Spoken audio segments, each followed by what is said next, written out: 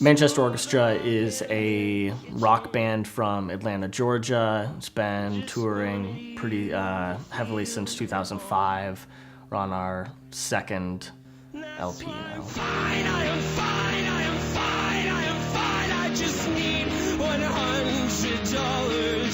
Other than music, none of us were good at anything else. So it was just we didn't want to do anything else, so it was like, I guess we have to make this work.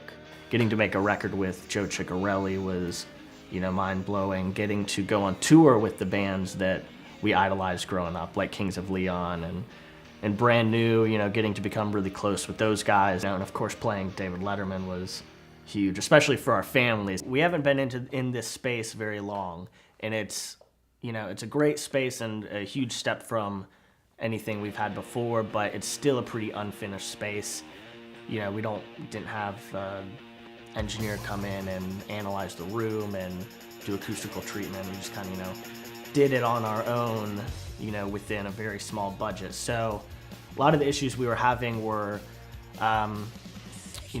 way too much bass response in the room. The control room had a really big problem with everything between 90 and 200. Kind of that very, very muddy, nasty frequency. If we were able to get the music loud enough, it then just filled the room and made it, way bass heavy, very bass heavy, and, made it very hard to mix and have anything sound consistent on other systems. Initially, to try and fix those issues, we tried, just by using different acoustical treatments on the walls, trying to use sound diffusers, building baffles for the back of the walls, and it didn't really do too much to solve the big issues. You didn't have time to compensate for the fact that the room was like that.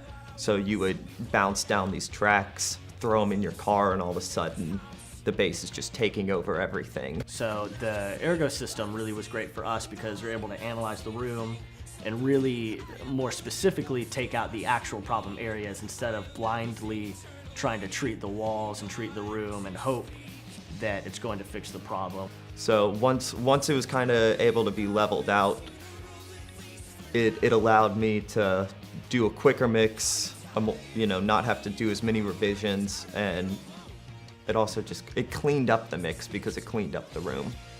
For our situation, being in a small studio and on a smaller budget, we don't really have the luxury of having big mains. But it was hard finding a speaker that fit this room, especially, and that fit the music we were making. And when we got the KRKs, the VXT8s, it was able to represent the entire spectrum of the music we were making. It wasn't cutting out any of the guitars. We weren't having to boost the bass to get it to cut through or boost the kick to get it to cut through. But it wasn't hyped. They're not hyped speakers like some of the guys, you're like, oh, this mix sounds great. And it's like, of course it does. You're boosting it in all the sweet spots.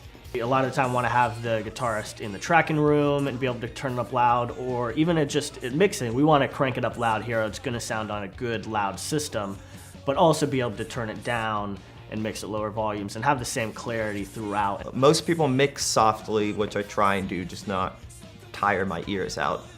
But when you want to hear the final thing, the first time you hear it, you want to blare it.